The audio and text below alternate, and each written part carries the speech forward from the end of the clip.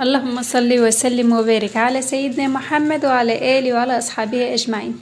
ازيكم يا حبايب قلبي، عاملين ايه؟ يا رب تكونوا بخير وفي أحسن حال. يا ريت لو أول مرة تزوروا قناتي ما تنسوش تشتركوا في القناة وتفعلوا زر الجرس عشان كل ما انزل فيديو جديد يوصلكوا الإشعار بيه. نسمي الله ونخش نشوف الفيديو بتاعنا النهاردة. فيديو النهاردة عن ايه يا ام اتنين؟ هنعمل مع بعض سندوتشات كبدة كده مع بعض حلوة، تنفع وجبة غدا أو وجبة عشاء زي ما انت تحبي، بطريقة سهلة وبسيطة جدا. وكل الحاجات موجودة عندك في البيت. هنشتري بس مع بعض نص كيلو كبدة ونعمل أحلى سندوتشات لولادنا وبألف هنا وشفا يا رب. طبعا انت عارفة انت عاملاها ازاي. ما شاء الله انا عملت 5 هما ومعايا كمية تعمل 2 كمان، يعني هنعمل 7 سندوتشات من نص كيلو كبدة. يلا مع بعض نشوف المكونات بتاعتنا والحاجات بتاعتنا موقفينها تعمل الكبدة ازاي. معانا نص كيلو كبدة بلدي كده مقطعينها، ومعانا بصلتين كبار كده مقطعينهم طرنشات، ومعانا طماطمايه، ومعانا قرنين فلفل احمر كده مقطعينهم، وقرن شطه كده اخضر. ودي البهارات بتاعتنا، معانا ملح وكمون وفلفل اسمر والسبع بهارات. دي كده كل المكونات بتاعتنا. هنروح نعمل بقى طبق كبده جميل كده ونحطه في السندوتشات بطريقه جميله جدا وصحيه جدا لاولادنا. طبعا انت عارفه ان انت عامله حاجه ازاي، وعارفه مصدر الكبده، وعارفه الخضار بتاعك انت غاسلاه ازاي كويس جدا، وكل حاجتك عاملاها صحيه لاولادك. تعالوا مع بعض. حطينا مقليه على النار كده او طاسه على النار، وبعد كده بدأنا ان احنا حطينا فيها الزيت لعند ما سخن، وبعد كده حطينا فيها الكبده وبدأنا ان احنا نقلبها كده. هنديها تشويحه خفيفه كده الاول، وبعد كده لعند ما لونها يبدأ يتغير كده او تاخد صدمه بمعنى اصح. وبعد ما تاخد الصدمه معانا هننزل بقى بالمكونات بتاعتنا. طب انت يا ام افنان ما حطيتيش الخضار الاول ليه؟ وبعد كده حطيت الكبده. لا يا حبايبي، الكبده الاول، عشان الكبده طبعا زي ما انتم عارفين فيها سموم. لازم الاول تحطيها على النار تاخد تشويحه كده، وبعد كده نبدا ان احنا بقى نحط بقى البصل بتاعنا والفلفل والطماطم والحاجات دي كلها. هسيبها كده مع بعضها شويه، وبعد كده نبدا ان احنا نحط المكونات كده. ما شاء الله زي ما انتم شايفين بقت بالطريقه دي. هنبدا بقى نحط البصل الاول، وبعد كده نحط البهارات ونحط الفلفل والطماطم، بس مش هنحطهم كلهم ورا بعض. لا، انا هحط حاجه حاجه كده عشان الكبده بتاعتي تاخد طعم من البصل كده، وتطعم من البصل ويبقى طعمها جميل ومستويه اكنها مستويه في البصل. بس هنقلبها كده مع البصل، والبصل اللي مش متفك كده بالمعلقه كده هنفكه بالراحه، عشان الكبده بتاعتنا طبعا مش ما تتهريش كتير مننا او تتهرد مننا. هنقلبها كده تقليبه، وزي ما قلت البصله اللي هلاقيها سليمه كده هبدا ان انا اقطع اكسرها كده.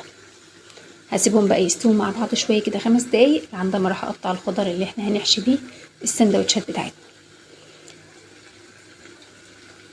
لا اله الا انت سبحانك اني كنت من الظالمين. يا ريت اللي وصل الفيديو لعندي هنا يا جماعه ما ينساش يحط لي لايك، ده فضلا وليس امرا. ولو فيديوهاتنا بتعجبكم وقناتنا عجباكم يا ريت تشتركوا في القناه وتفعلوا زر الجرس. عندكم كلمة اشتراك كده تشتركوا فيها وتفعلوا زر الجرس عشان كل ما انزل فيديو جديد يوصلكوا الاشعار بيه.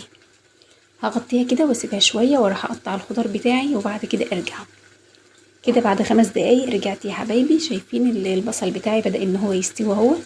الكبدة بتاعتي ما اتحرقتش ولا حاجة، انا مهديه عليها النار وسايباها تستوي مع البصل كده شوية.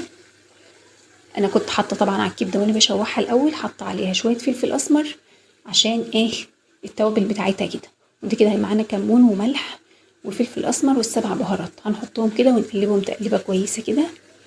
بعد كده هنحط الفلفل ونحط طرنشات طماطم كده قليله مش كتيره، ومش هنقلبهم مع بعض، هنسيبهم كده على على وش كده الكبده. هنحط الفلفل والطماطم ونسيبهم على الوش كده، ما هنقلبهمش، وهنغطيهم ونسيبهم يستووا شويه كده مع بعض، عشان لو قلبتهم البصل والطماطم والفلفل هينزلوا تحت والكبده بتاعتي مش هتتشرب منهم. لا، انا عايزه الكبده بتاعتي تتشرب من الطماطم وهي فوق كده والفلفل بتاعي. احطهم كده واغطي عليهم واسيبهم 5 دقايق برضو، ونرجع تاني بعد 5 دقايق كده. بعد 5 دقايق كنا فصلنا الكاميرا ورجعنا.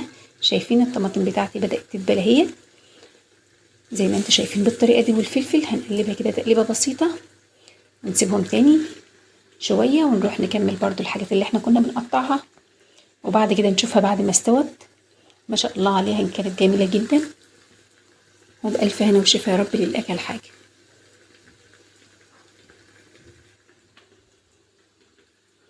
لا إله إلا أنت سبحانك إني كنت من الظالمين. كده يا حبايبي خلاص، بعد ما طبق الكبدة بتاعي استوى اهوت زي ما انتوا شايفين، هنروح بقى مع بعض. جهزت الخضار بتاعي والحاجات اللي انا هحشيها بيها والزيتون والحاجات، بشوفها كده استوت ولا لأ. دقتها كده، قطعتها بايدي، كانت سخنة طبعا، قطعتها كده ببقي. تعالوا بقى دقتها اهيت، ما شاء الله كانت مستوية جدا، بس كانت حرقة شوية، بس ما شاء الله كان طعمها جميل. تعالوا بقى ناخدها على طول ونروح نحط الحاجات بتاعتنا ونجهز العيش بتاعنا والحاجة. مش هنجيب عيش من بره، لا، هنعمل من العيش البلدي بتاعنا دوت، هنحشي منه السندوتشات، نعمل منه السندوتشات. هنجيب كده المقص ونقطع الرغيف نصين بنفس الطريقه دي.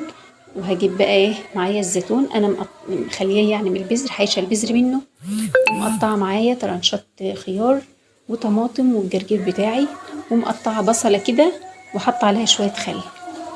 اولادك ما بياكلوش البصل، لا تعالى هنعمل فيهم فكره جميله النهارده ونحط لهم البصل في قلب السندوتشات. هنحط كده يا حبايبي، اول حاجه نسمي الله، هنحط كده الجرجير بتاعنا تحت الاول، وبعد كده نحط شويه بصل كده. البصل مفيد جدا في الايام اللي احنا فيها دي عشان البرد، مفيد للاطفال وللكبار طبعا. هنحط لهم كده كميه من البصل كده قليله طبعا، مش هنكتر الاولاد. والزيتون دوت حسب اللي عايز، لما نعمل السندوتشات اللي عايز زيتون من اللي في البذر دوت هيكمل يعمل ايبو يعني. واللي في الطبق التاني دوت انا خليه من البذر، حايشه منه البذر كده ومقطعه تقطيعات صغيره كده. وهحط خيار ونحط طماطم، طرنشات طماطم كده وخيار. وبعد كده نبدأ ان احنا نحط الكبدة بتاعتنا. هنحط الكبدة بالطريقة دي، جربيها بالطريقة دي، صحية جدا وجميلة جدا لأولادك. زي ما انتوا شايفين ما شاء الله، نص كيلو كبدة عمل معايا كمية سندوتشات محترمة. وطبعا حسب ما انت عايزة تزودي في السندوتشات زودي، عايزة تقللي ده حاجة ترجع لك وحاجة براحتك. والحشوة دي حاجة براحتك طبعا، اللي موجود عندك في البيت ممكن تحشي بيه. عندك بقى كاتشب، مايونيز، اي حاجه عايزه تضيفيها ممكن تضيفيها انت. هي المكونات دي اللي كانت عندي انا عملتها بيها، وكانت طريقه جميله جدا، وانا بعملها بالطريقه دي على طول بالعيش البلدي دوت. وبعمل السندوتشات لاولادي في البيت وبيحبوها ما شاء الله عليهم. زي ما قلت في اول الفيديو، دي تنفع وجبه غدا او عشاء حسب ما تحبي. كملت كده يا حبايبي، عملت 4 وده الخامس ما شاء الله، عملوا معايا كمية محترمة. يعني كده انا كنت بعمل في خامس واحد، وكان معايا كمان حشوة تعمل 2 كمان، يعني بنص كيلو كبدة عملنا 7 سندوتشات. لو انت هتشتريهم من بره اقل حاجة الواحد ب15 جنيه من بره. طبعا انت مش عارفة هو معمول ازاي ولا الكبدة مصدرها ايه، انما اما تجيبي الكبدة بلدي كده طازة وتعمليها بالطريقة دي جميلة جدا يا حبايبي. والزيتون طبعا مقطعة عندك في البيت، والبصل والخيار والطماطم والجرجير، كل المكونات ده عندك في البيت، يبقى مش هتتكلف عليكي حاجات كتير، وطريقة جميلة جدا يا حبايبي. لا اله الا انت سبحانك اني كنت من الظالمين.